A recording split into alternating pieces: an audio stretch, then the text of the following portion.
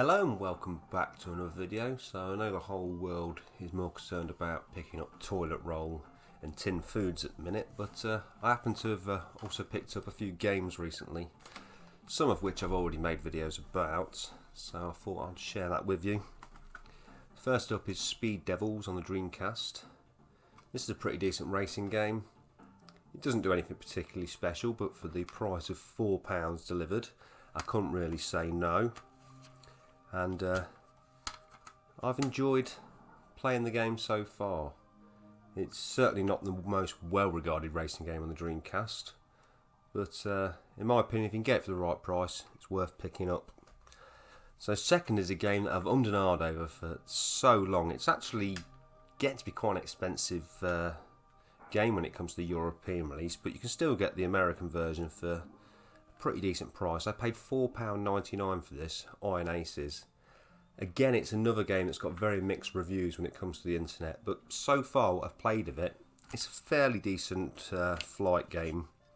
It's certainly not a full-on simulator, but for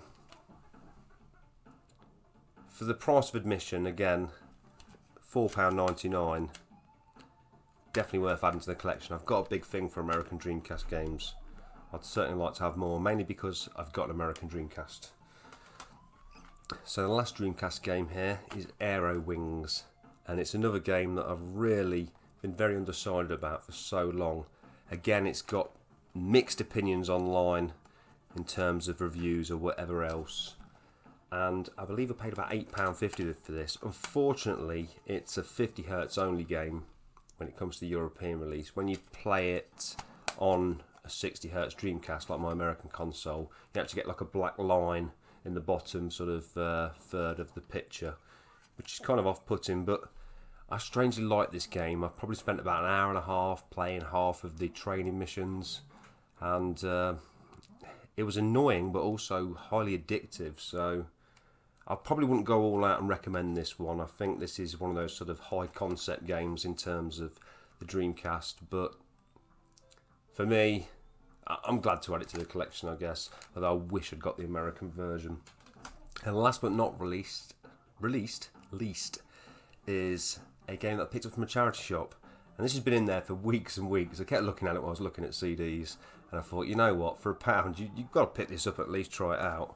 And it's Ford Racing 3, and I have to say this is the biggest surprise I've had in gaming for some time, because expectations were way down.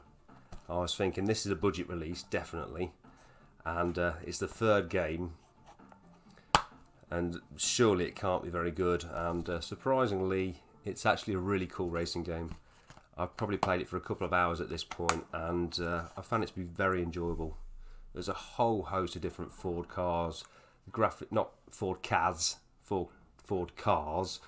I believe it says on here there's 55 beautifully detailed different Ford motors, which cannot be grumbled with, and it includes such classics as the Capri and the GT40, so you know, you can't really go wrong, and for £1, happy days. So that's basically it. That's all I've picked up recently.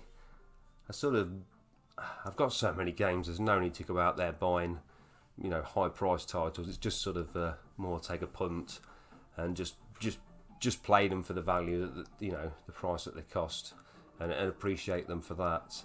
And so far it's turned out to be a good plan, because not really disappointed by any of those titles. So that's it for now. Stay safe out there, and hopefully I'll catch up with you soon.